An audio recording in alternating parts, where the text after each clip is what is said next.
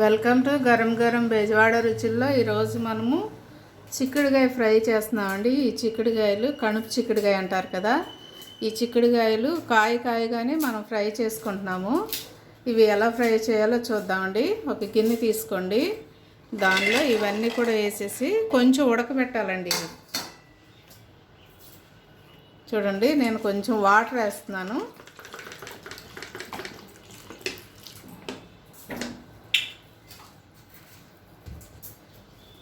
దీనిలో కొంచెం ఉప్పు కూడా వేస్తున్నానండి.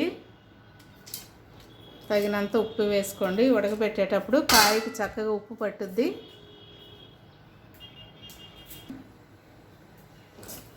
ఇవి చక్కగా మెత్తగా ఉడకకూడదండి. కాయ చక్కగా అంటే సగం ఉడకాలి. సగం ఉడికితే తర్వాత ఫ్రై చేసుకునేటప్పుడు విడిపోకుండా ఉంటుందండి. నేను ఇప్పుడు స్టవ్ వెలిగించి గిన్నె పెట్టుకున్నాము. సగం ఉడికిన తర్వాత మళ్ళీ చూద్దామండి. చిక్కుడుకాయలు పక్క స్టవ్లోకి మార్చామండి. ఇప్పుడు చిక్కుడుకాయకి కావాల్సినవి మనం చూద్దాము. కొంచెం కళాయి పెట్టుకుని ఆయిల్ వేసుకుందాము.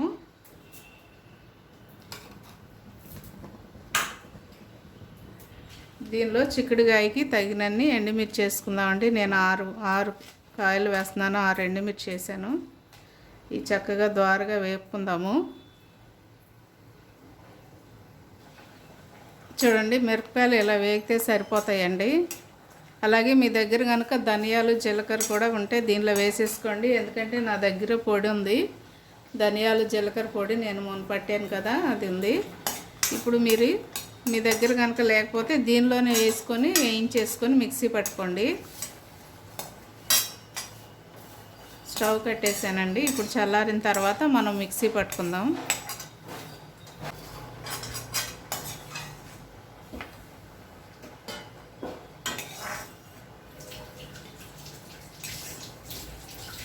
ఎండుమిర్చి ఇప్పుడు మిక్సీలో వేసుకుని మనం మెత్తగా పొడి పెట్టుకుందాము.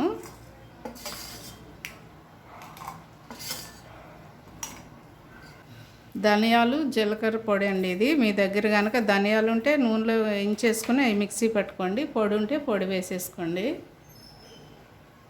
నేను 2 గరిటెలు వేసానండి. ఈ గరిటెతో కొంచెం ఇదిగోండి వెల్లుల్లిపాయలు వేస్తున్నాను. 1 స్పూను పసుపు వేస్తున్నానండి.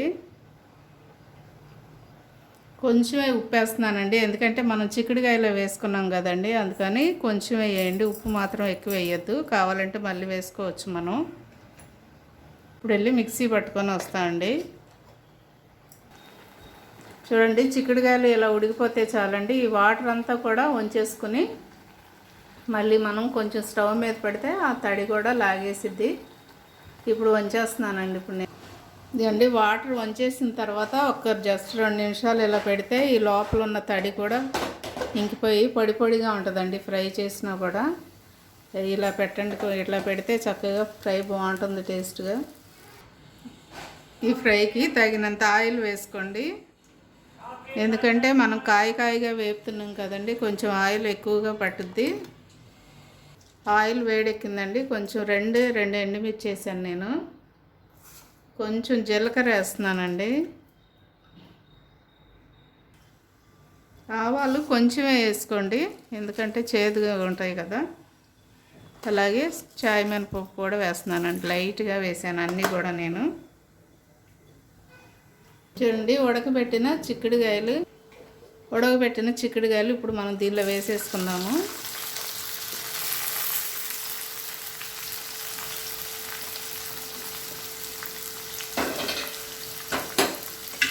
ఇవి ఎక్కువ గట్టిగా తిప్పకూడదండి, ఊరికే అట్లా పైన తిప్పుతూ ఉండాలి. లేకపోతే ఎందుకంటే ఉడకబెట్టినాయి కదండి, ఊరికే విడిపోతాయి. కొంచెం కరివేపాకు వేస్తున్నానండి. అలాగే కొంచెం పసుపు కూడా వేస్తున్నాను, ఎందుకంటే ఇందాక మనం కారంలో వేసుకున్నాం కదా 1 స్పూను. ఇప్పుడు కొంచెం వేస్తున్నాను నేను.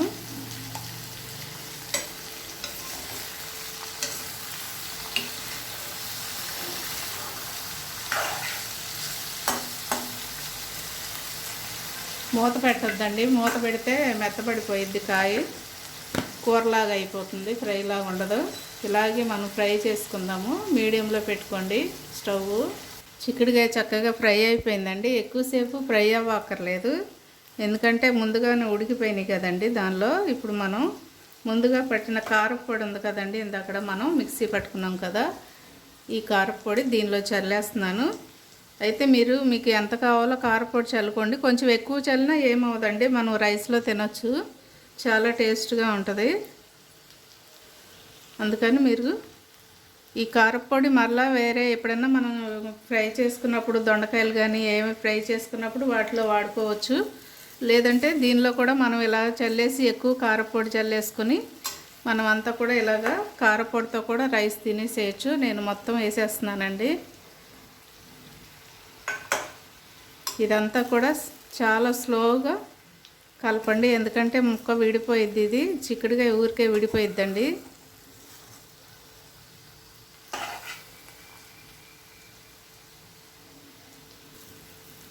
ఈ చిక్కుడుకాయ ఫ్రై అందరూ కూడా ట్రై చేయండి అండి, తప్పకుండా చాలా టేస్ట్గా ఉంటుందండి. ఇది కారపొడి మాత్రం ఇదే వేసుకోవాలండి. ఈ కారపొడి వాడితేనే బాగుంటుంది ఈ ఫ్రైకి.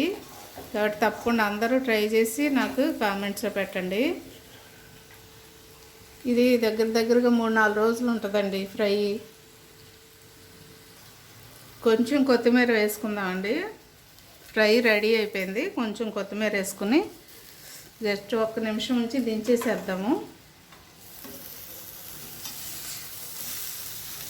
చాలా బాగుంటుందండి ఇది చిక్కుడుకాయ ఫ్రై. మాత్రం అందరూ కూడా ట్రై చేయండి.